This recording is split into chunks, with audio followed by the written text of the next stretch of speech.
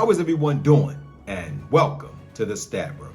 Ladies and gentlemen, I am VonnTheStatman. You can follow me on Twitter at VonnTheStatman. And guys, check out my website, VonnTheStatman.com. Now, you might want to go on my website a few times a week because I might be giving out a few hidden gems that can help you to win your DFS contest each week and to also help you dominate your fantasy leagues. So y'all ready? Coming back to the Stat Room, ladies and gentlemen, I am VonnTheStatman, and as you can see on this screen, this is the results from the 5Studs. Yes, 2 of our players did well. 2 players decided to take the day off, and a 3rd player just decided that he just didn't want to ball in Devin Booker. So must do better tonight. So let's break down this small slate. And since you made it this far, hit that like button, hit that share button, and subscribe to my channel. All right, guys, so now let's break down this 7-game slate. Now, today's slate, guys, remember, on 7-game slates, these are the games where you can take a chance on GPPs.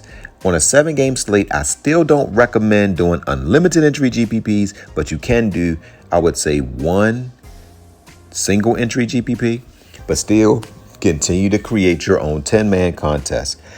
Last night was absolutely crazy. Well, not last night, but on Saturday, it was ridiculous. I scored a 375. That's the first time playing DFS I put up a 375 and didn't cash.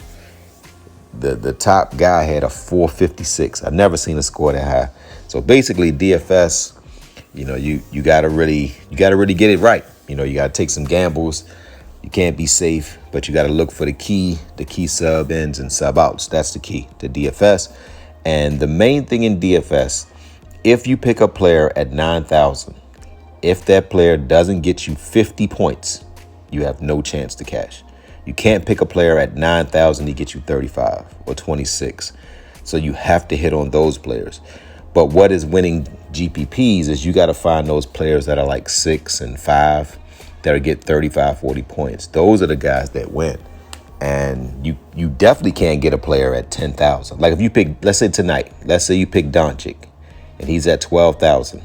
If he doesn't get you 65 fantasy points, you're not going to cash.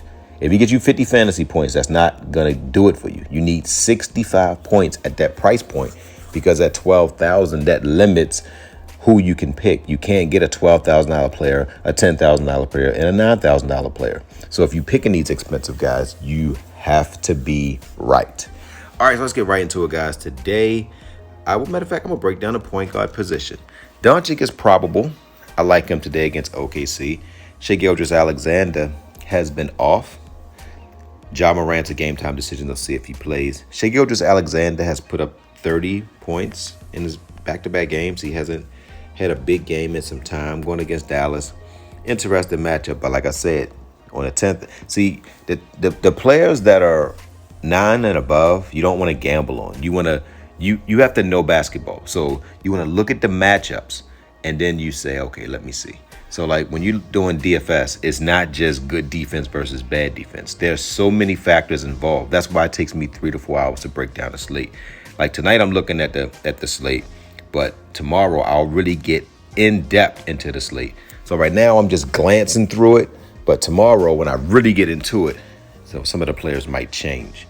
So look at Young. I do like Young at Memphis.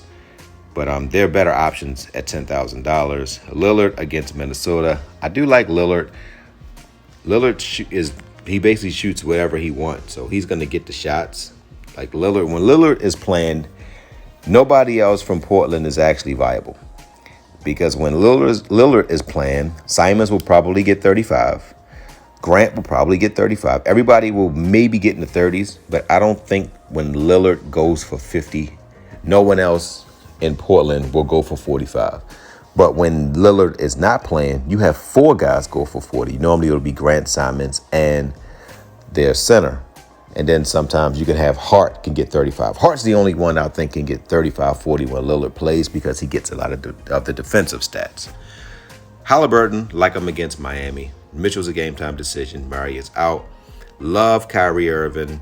Garland, don't really like him. Simons, don't like him when Lillard is playing. Simmons, interesting matchup, but not at 7-5. Giddey, Dallas, not at that price point.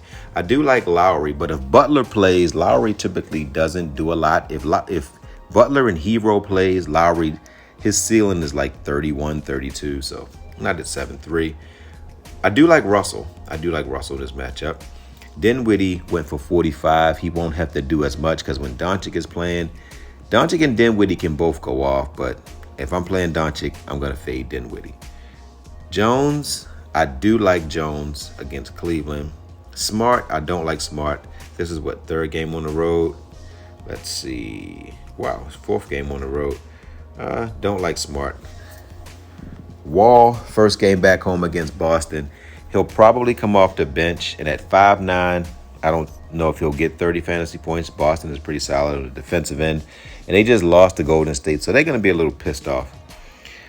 Jones is the best backup center in the NBA to me. I do like him because they could blow Atlanta out. Brogdon, I do like Brogdon. Don't like White. Reggie Jackson, I just won't take a chance on Reggie Jackson for the rest of the season. And you can look at his numbers. He's so iffy. He had a night off. He had 26, 18. How do you get 2 fantasy points when you're a starting point guard playing with one of the best defensive teams? It seemed like just by luck you would have 4 assists, 4 rebounds, and like at least 6 to 8 points. Like on a bad game, I can see 18 fantasy points, but I can't see these numbers that he's putting up. Morris is a game time decision. Noel, don't like him. Love Goodwin. If Morris doesn't play, Goodwin is a lock for me. Vincent is out. Wright is out. Rubio is out. Man, don't like him. Curry is so hot and cold. Summer balled out. Whenever Brooklyn rests their starters, you got to play their young guys. Brooklyn has a very talented supporting cast. It's sad that Durant and Kyrie just shoots all the shots. If they implement these young guys, they have a championship caliber team. This team won a game with no Durant, no Kyrie Irving, no Harris, no Warren, their center didn't play. O'Neal didn't play, and they still went on the road and beat a pretty decent Indiana team. That tells you that this team is loaded. McLaughlin, don't like him. I do like Kemba Walker in his second game going up against OKC, a defensively challenged team. Chandler, don't like him. So that's it, guys. You want to win your fantasy? Start these players.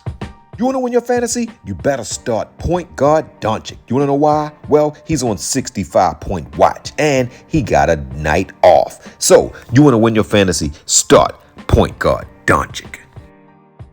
You want to win your fantasy? Start shooting guard George. You want to know why? Well, he's on 60-point watch, and he will be the best player on his team until Kawhi gets fully back ingrained into the offense. So you want to win your fantasy? Start shooting guard George. You want to win your fantasy? Start small forward Johnson. You want to know why? Well, he's on 35-point watch, and he is a very physical player, and he's the best player on his team. So you want to win your fantasy? Start small forward Johnson. You want to win your fantasy? You better start power forward Leonard. You want to know why? Well, he is on 40-point watch, and he's in better health. His legs is underneath of him. So you want to win your fantasy? You better start power forward Leonard. You want to win your fantasy? You better start center Griffin. You want to know why? Well, he's on 25-point watch, and he's the starting center, and he's going to get a lot of minutes. So you want to win your fantasy? Start center Griffin. My word for today is serious. Ladies and gentlemen, your life is serious. Your health is serious. Your finances are serious. And how you treat your family is serious. In life, a person who does life the correct way, they take it serious in their 20s, which means they grind as hard as they can in their 20s and 30s, and then they don't have to be so serious in their 40s and 50s. They can then relax and retire. Most people party hard, don't take life serious in their 20s and 30s, and they end up working hard their 40s, 50s, and 60s. You either get serious in the beginning part of your life or in the end part of your life. So if you're in your 20s, get serious, grind hard, and save. So when you're 60 years old, you can have some fun and not be so serious. Love you guys.